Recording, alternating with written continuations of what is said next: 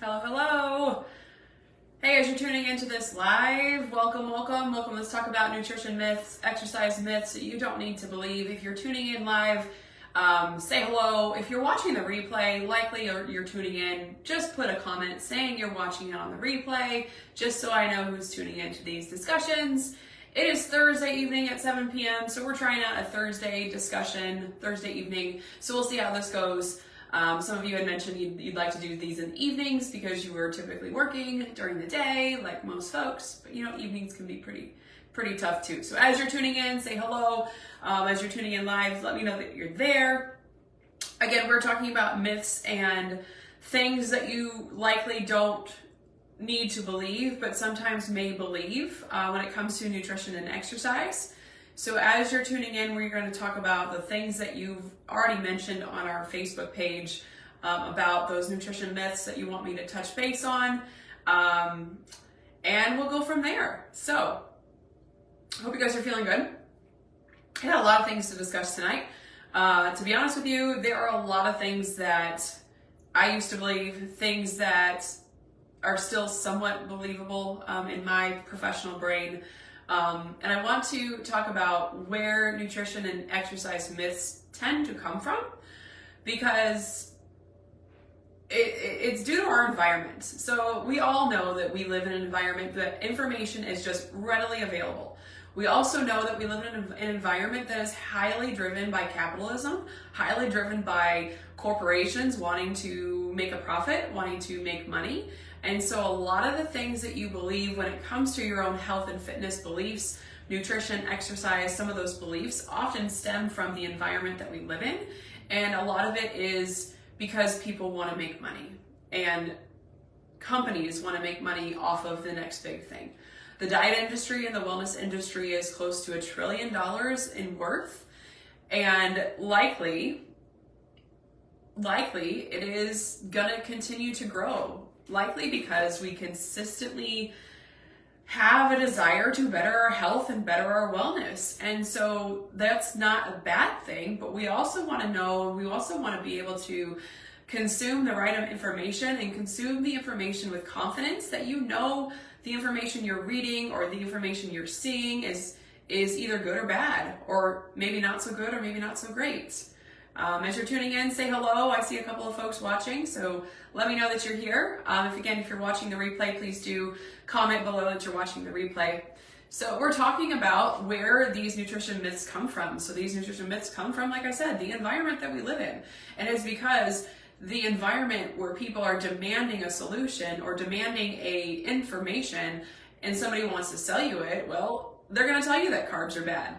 They're going to tell you that you can spot reduce your love handles with this certain piece of exercise equipment. They're going to tell you anything to make you believe it and then make you buy their product. So just remember that when we're kind of discussing some of these nutrition myths and some of these exercise myths as well. So as you're tuning in, if you have something in specific you want me to chat about, just throw it in the comments. Let me know, especially if you're watching live.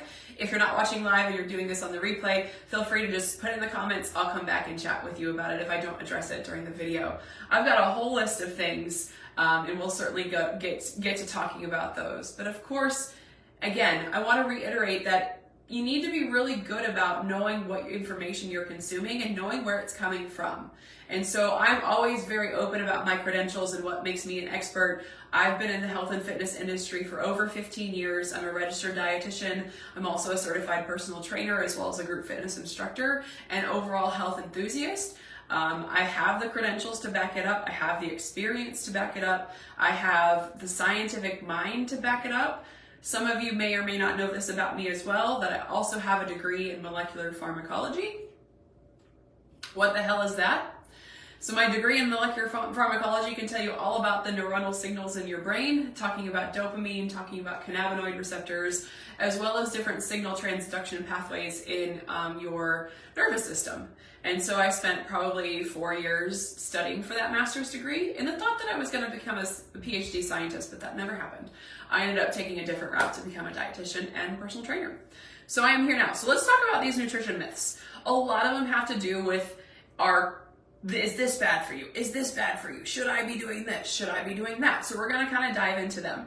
And again, if you have any questions about it as we move along, feel free to chat about it in the comments. So the biggest one I tend to hear about is all about carbs. People want to know all about carbs. Are carbs bad for me? What sort of carbs should I be eating? When should I be eating carbs? Should I not be eating carbs after 7 o'clock? All of these things that circle around carbs. Carbs are our only source of energy used in your brain. Okay, so not fats, not protein, nothing goes through the blood-brain barrier except for sugars. And so without carbs, so say for example, you're putting yourself in ketosis, which means you're eliminating any sort of carbohydrates in your diet, which is the keto diet, which is, and we'll get into that, is a way to put yourself in ketogenesis. And when we get ourselves into ketogenesis, that is essentially putting other things into our brain to continue that process that your brain demands to consistently keep yourself alive. And so as a scientist, I'm never going to say carbs are bad. Absolutely never, ever. You never should ever cut out entirely carbs.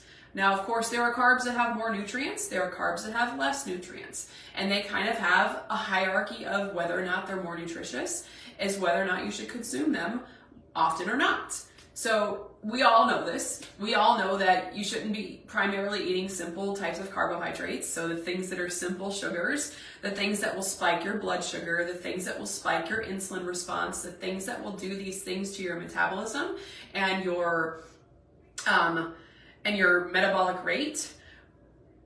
When we're talking about carbs, carbs should certainly be those complex versus simple carbs. Complex carbs tend to be the things that you find in whole foods. So whole grain rice, whole grain pasta, whole grain breads, all of those complex carbohydrates. And what that means is there's just multiple carbohydrates that are strung together and your body takes a little bit more time for it to digest, and you don't see a big spike in blood glucose. Anytime you see a big spike in blood glucose, you are typically going to feel the crash and the burn after you do pull in all of that blood sugar into your muscles and into your liver. And that's what's called that blood sugar crash. So, long answer just to say, of course, carbs aren't bad. But why do carbs get a bad rap?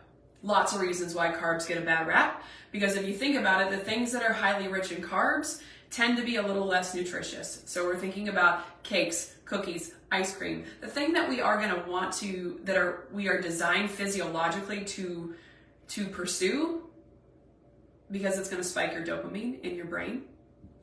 Those are the things that are quick energy sources, but don't have as much nutrients, that are not just simple carbs.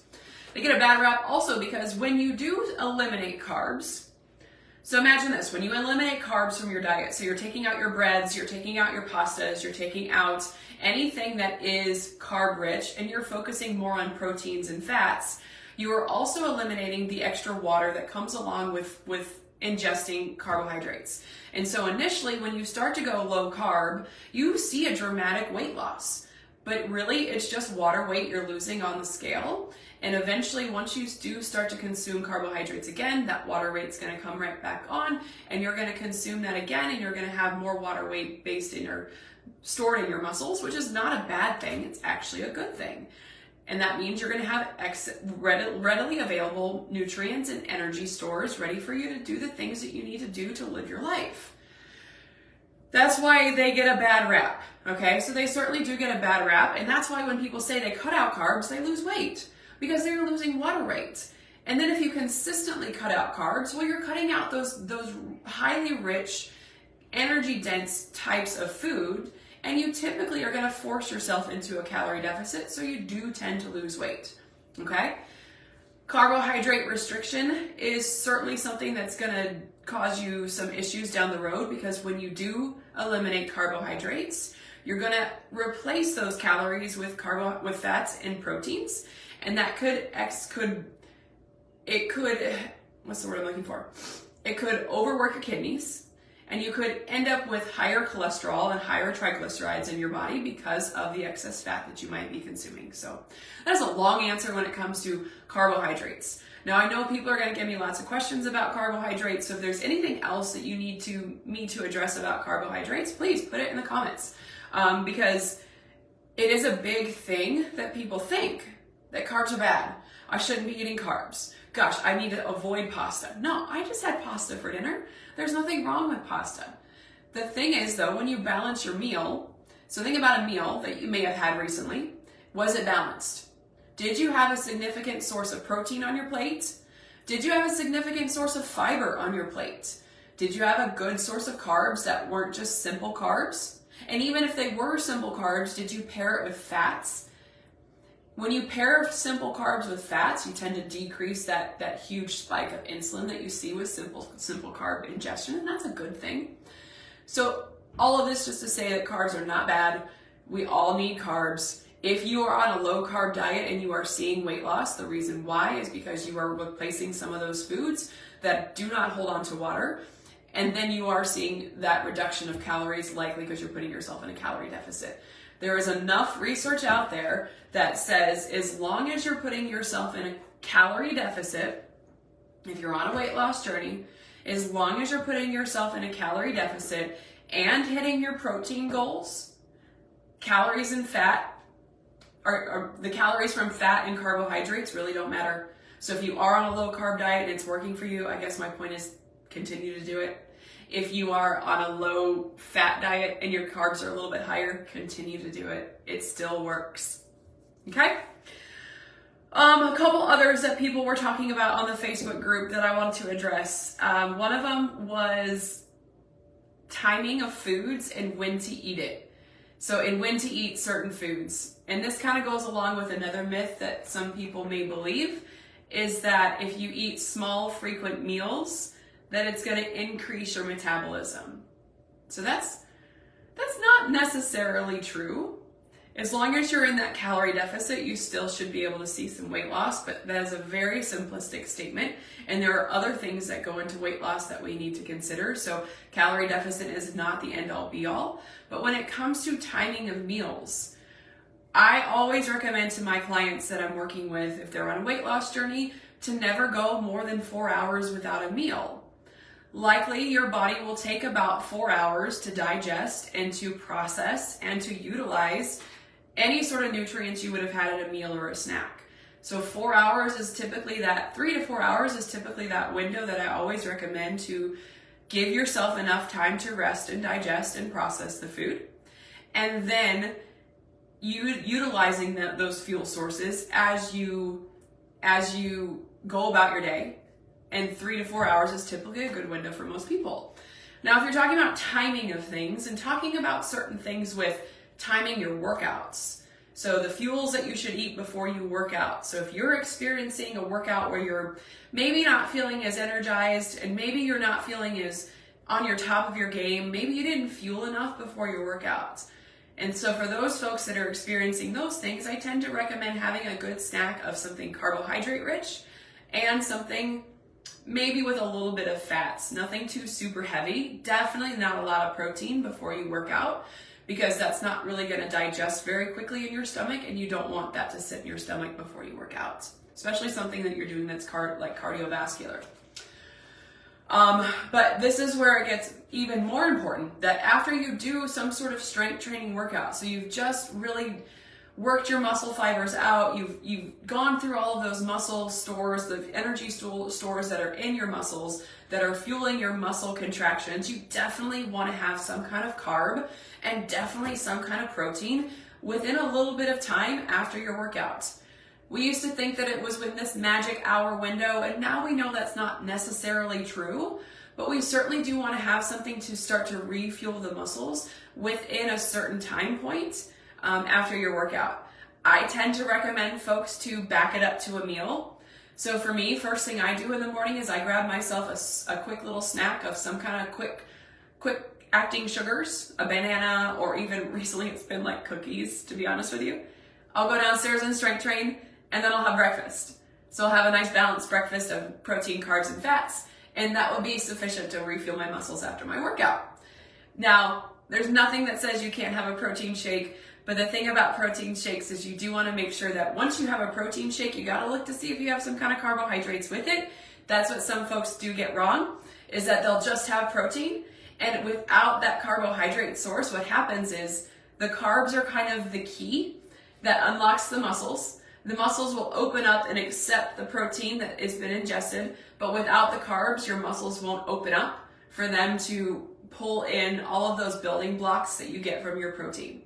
So that's really important. So make sure we are doing that after you work out, especially for my friends that are listening to me and that are strength training frequently and intensely.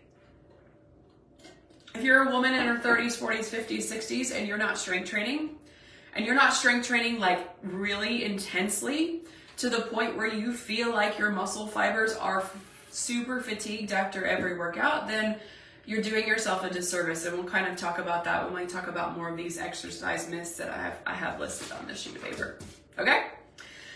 So I hope that addresses kind of the timing issue that Kate had put up on the Facebook page. What's another one? Anybody else have any other nutrition myths that they may believe or that they may hear? I want to go through these a couple of rapid fire. I've got a couple of folks watching right now. So if you have a few that maybe you want me to go through, just put it in the comments. The biggest one, this one kind of stems from 1990s mentality. And so if you are a woman in her 30s, 40s, 50s, 60s, you were around in the 1990s and you remember the idea that fat in our food makes us fat. And we know that's not the case. Absolutely, we know that's not the case. And if you still believe that fat in your food equals fat on your body, that is not the case whatsoever. That is so 1990s mentality, because back in the day, what did we have?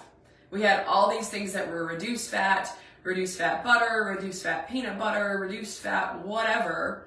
Snackwells, do you remember Snackwells? Everything was reduced fat. And so what did they replace the fat with? Was sugar. And likely that mentality back in the 90s led us down this path of increased sugar consumption, which can lead to this obese-endemic type of environment that we're in, amongst lots of other reasons. Okay? Fat does not equal fat. Do not be scared. Hi, Sue. Do not be scared about any sort of fat that you might see in your food. So good fats tend to be the things that are liquid at room temperature. That's a good rule of thumb, is thinking about things that are liquid at room temperature as being more of the more nutritious fats that you should be reaching for. So we're talking olive oil, avocado oil, any sort of oil that's liquid at room temperature. Butter, on the other hand, is solid at room temperature, so that tends to be a bit more saturated fats, which have been shown to be associated with increased cardiovascular risk. So that's something that we certainly should be aware of as women in our middle life. Women that have cardiovascular disease, that is one of, I think, the second or third leading causes of death for women in this age group is women with heart disease. So be aware of that. Be aware of how much saturated fat you're consuming, and of course trans fats are the other ones that are certainly the ones you want to avoid. Reading food labels are certainly a great skill to have. So if you look at a food label and something has a huge amount of saturated fat, that's probably not something that you want to pick. I will always remember looking at the nutrition facts for those Entenmann's like chocolate glazed donuts, and I looked at the saturated fat in it. It was like 60% of your daily allowance of saturated fat. And of course, we know donuts are not the most nutritious foods, but that I will not eat those just because there's so much unsaturated fat. Now, I'm sure the donut shop down the street probably has those donuts with just as much unsaturated fat, but I don't see that nutrition label. Oh, okay. What else should we talk about? There's a couple other that I want to address. So the next one is all about detoxes and cleanses, and I have a cat that wants to come talk to us. Say hello. But they were so yummy. Yes, they were, Sue. They were so yummy. Look at my cat. She's going to put her face right in the camera. Miss Kitty. Detoxes. Does anybody do detoxes? Does anybody fall for any sort of detox or cleanse? And if you do, there's nothing wrong with it. You may have wasted your money, but I'm extremely passionate about educating my clients and you guys to know, do not waste your money on something that is a cleanse, a detox, anything that is charging you well over what it should be, because those things are just overpriced teas. or overpriced shakes or overpriced whatever to get you to cleanse your body. It's bogus bullshit. You have a liver, you have kidneys, you have skin, you have lungs that pull off toxins. So any of that is pure diet culture mentality and the industry trying to make money off of you. So don't even fall for it, okay? That's my spiel. Same with anything that claims to be a fat burner, that claims to be a metabolic booster, that claims to be some sort of supplement that's gonna help you with your body composition changes. Any of that kind of crap is not worth your money. It's not worth your time either. Because we know that if something that truly did work, it would be out there and it would be everywhere and it would be working. And that's what's happening with these weight loss drugs that are happening on the market now. And that's what we're starting to see, which is really kind of an exciting time right now to be a fitness professional that does weight management, because these drugs are actually really effective, but we're not sure what they're going to end up being like. So I'm sure you've heard of Wegovy and what's the other one? Mounjaro, and all of these injectables, which is really funny. Not funny, but kind of coincidental. So when I was working on my master's degree in pharmacology, the lab right next to me was working on GLP-1 inhibitors and agonists and stuff like that. And I knew there was a downstream effect on weight loss. And it was really exciting to hear what they were finding, because these drugs that you're seeing on the market target the GLP-1 receptor. And I'm like, I know exactly what they're talking about. And then same with me. So some of the stuff that I studied with cannabinoids talked a lot about stimulating your appetite for those folks that may have decreased appetite, for people that are suffering with cancer and that are dealing with chemotherapy treatments. Anyway, that's totally a tangent. So we were talking about detoxes and cleanses. Of course, we all know that that's not good. Don't waste your money on it unless you want to be a part of an MLM. Trust me, you don't. It's not worth your money. Okay, two more about nutrition. Two more. One more. So we already kind of talked about this one I have on the last one. So this one is another one. So let's talk about organic. Those of you watching the live play right now, if you're watching, what do you feel about organics? Do you buy organic? Do you have a strong what's the word I'm looking for? Strong opinion about it? Because I'll share with you mine. And I have a strong opinion about it because I've seen both sides of it. So I've done research on understanding how organic farms are, how they're run, and what it means to be organic, and what it means to be a traditional type of farm, as well as genetically modified foods. So we've kind of bunched these two together because they kind of are in the same vein. So when we talk about organic foods or organically grown crops are subject to a different type of regulation based on the FDA. So there's a common misconception that organic foods are healthier than non-organic foods, or the traditionally grown foods are poisoned and it's going to cause you to have cancer because you are ingesting a certain level of pesticide and all of that. So that's a common misconception, and I can understand where people are coming from where they think this is the case. This is not the case, unfortunately. So when it comes to organic, those crops are still being sprayed with pesticides. They are still being sprayed with herbicides. They are still being sprayed with things to control for bugs. It's just not a synthetic type of molecule, okay? She's just not on the train, okay? So that's what makes something organic. An organically grown crop is harder to grow for the farmer. It is less cost effective, and it doesn't create as much yield. And so rightfully so, those crops are going to be more expensive. And I could bring my husband in here because he works for Bayer Agricultural. I'm surprised he's not popping in because he's hearing me talk about organic. And he works with this every single day. So I will say that it's not a bias, but it certainly is something that I have some insider information when it comes to how crops are grown organically and non-organically. So it doesn't necessarily mean you are ingesting less pesticides when you are eating organically grown foods. You are probably still ingesting the same level of pesticides. It's just a different class of pesticides, okay? So I don't buy anything organic. I don't think I'm not hurting my children. I'm not hurting me. I'm not causing cancer. But I can see where you're coming from, where people do believe that, because marketing tends to make you think that organic is better. Because the wellness industry, which is a thing, the wellness industry wants you to buy organic. And so they want you to buy these types of foods because they're more expensive. So take that as you will. Same with genetically modified foods. GMOs are certainly a hot button issue, and that is certainly a personal opinion.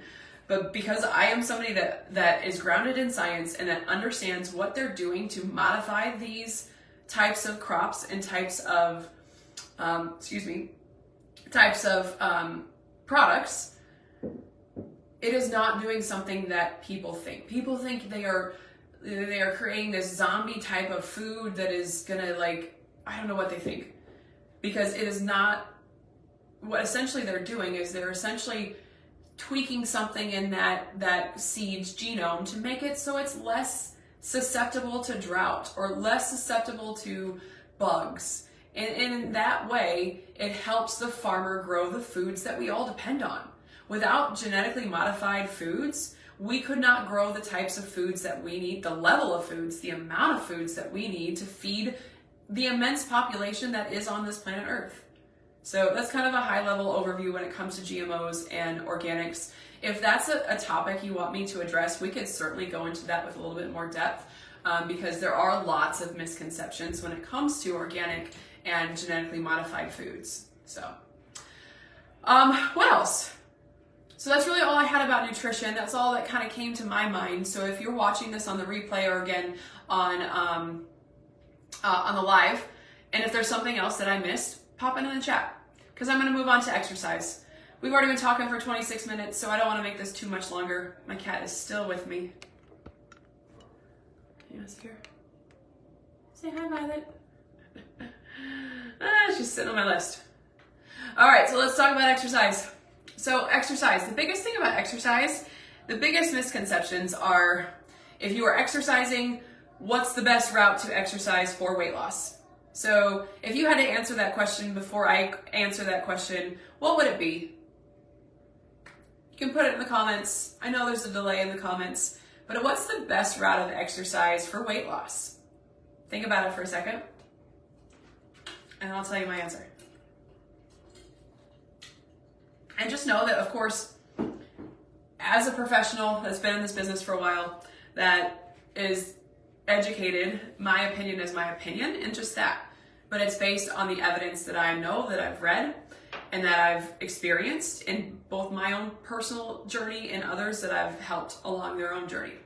So when it comes to the best exercise for weight loss, especially for somebody in midlife, somebody in their mid-30s, 40s, 50s, 60s, if you're not strength training in a way that is effective, progressively overloading, and structured, you're doing yourself a disservice. And I'm going to tell you all of these reasons why. And you've probably already heard me say this if you've been listening to these lives, if you've been a follower on my social media. The reason why is exercise is such a small percentage of your calorie burn. What you're doing when you're at strength training is you are putting on metabolically active, so calorie demanding tissue that you use the rest of the day. So if I am sitting next to somebody that has less muscle mass than me, sitting there doing absolutely nothing, I burn more calories because I have this considerable amount of muscle on my body. That meaning I can eat and fuel my body more than that person next to me. So if you're struggling with weight loss and if you're struggling to keep, your body composition where you want it to be, and if you're not strength training, you need to be. And there are ways that I can support you. There are ways that I can help you get into it. If you're new to it and you don't know where to start, reach out to me and we can chat about it, okay? And I hate to say this because a lot of my friends in this group, a lot of my network is all from group fitness, because I've been a group fitness instructor for 20 something years.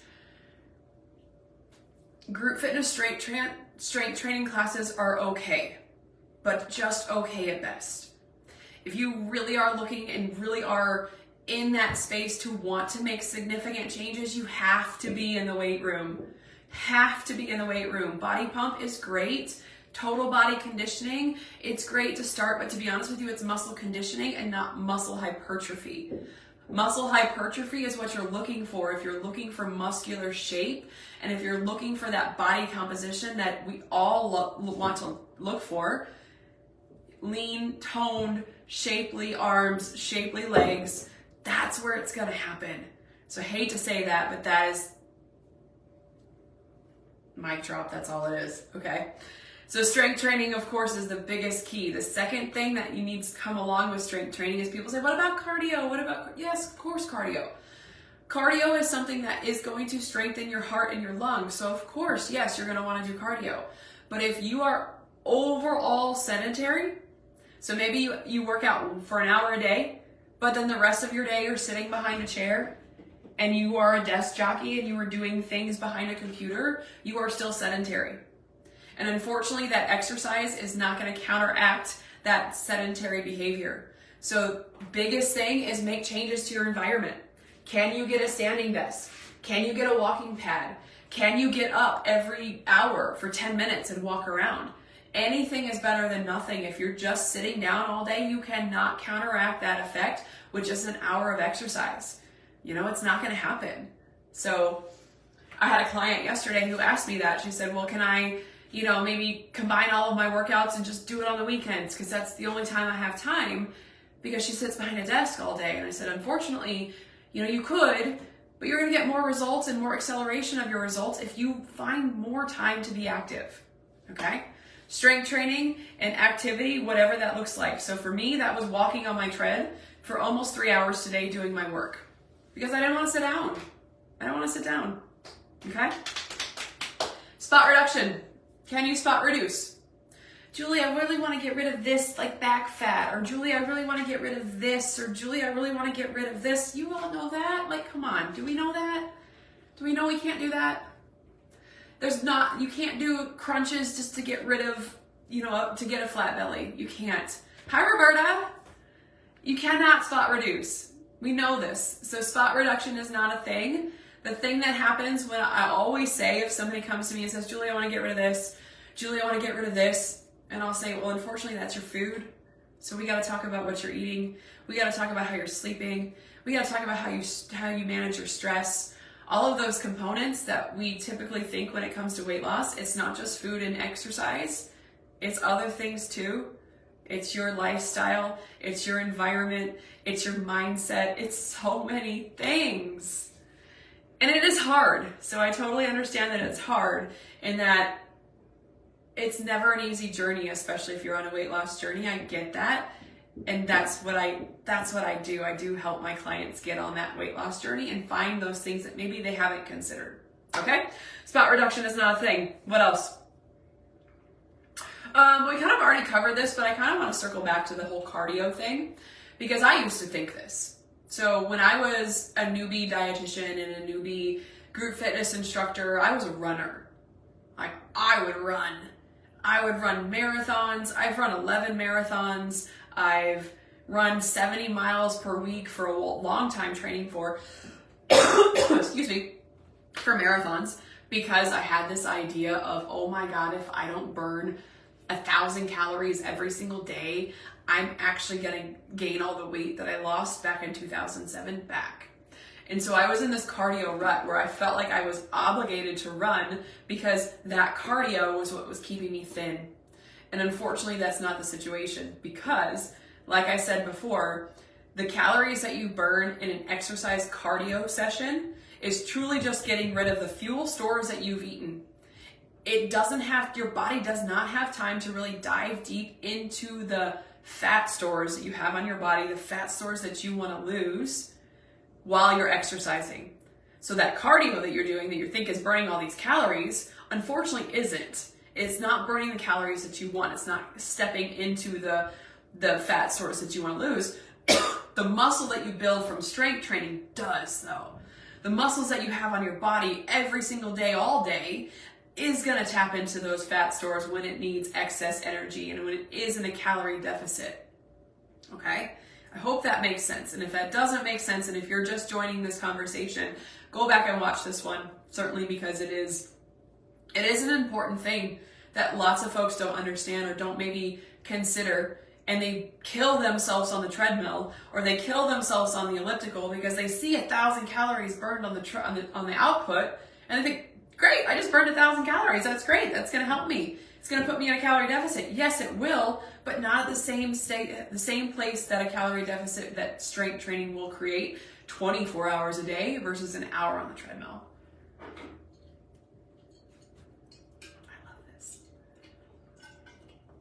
I love this stuff, guys. I really do, because to me, if I can help one person change their mind about cardio and get into the weight room, like heavy strength training, which I've helped a lot of people do this. But if I can help more folks do this, my gosh, like my world would be full. I would be completely fulfilled and satisfied. And if Roberta is still watching, Roberta can deadlift like a mother effer. And I forget how old Roberta is, and I'm not going to say how old you are on this live, but Roberta is an inspirational beast doing what she's doing. Okay. Let's see what else. A couple of these like other like little tiny myths that I tend to hear a lot of, like, oh, I must be sore after every workout for it to be effective. That's not at all true.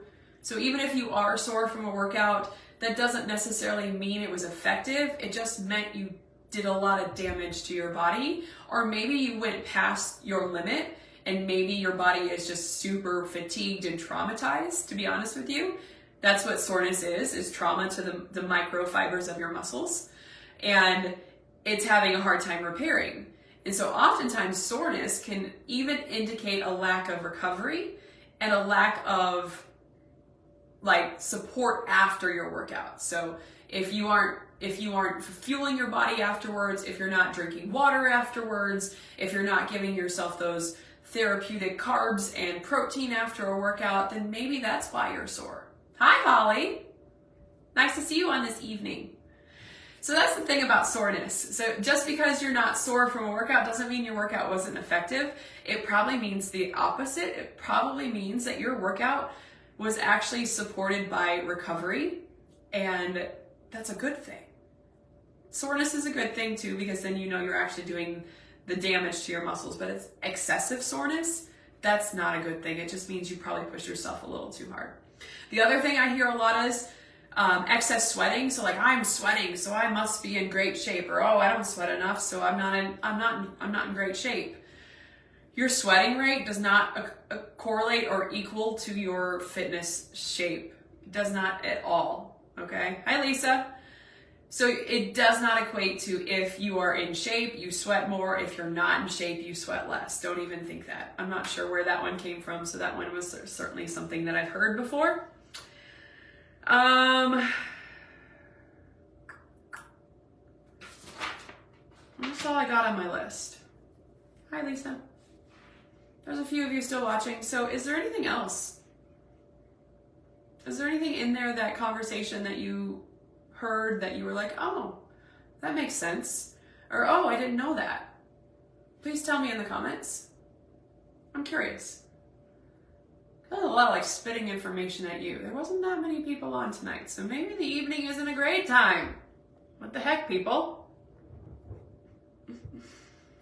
I don't have much else yet today.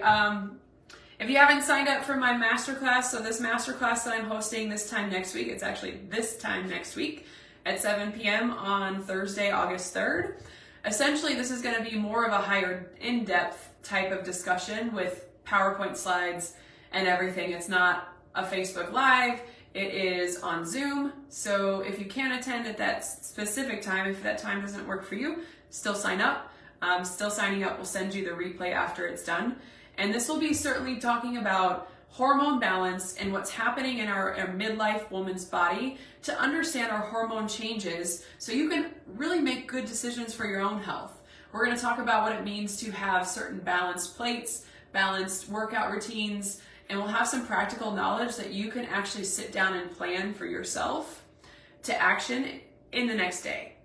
Because there's only so much that you can do with knowledge on your own. It's the hard part of translating that knowledge that you may already know into activity, into daily life, into sustainable habits, right? because we all know we should eat well and exercise, but whether or not we execute that is different. Wow, my cat is putting comments. That's cool. My cat always comes in here. She is like, she's kind of aloof. She's not the most loving and cuddly cat, but man, whenever I start talking to my computer, when I'm on a client call or talking with you guys, she shows up. She likes to show her butt. Anything else, guys? I don't think I have anything else. So I hope you guys have a great rest of your evening. Thank you for tuning in. If you're tuning in and you missed some of it, I'm going to post the rest of this discussion once I hit end. Or maybe Violet will hit end for me. And sign up for that masterclass that happens next week. So we'll talk to you soon, guys. Bye.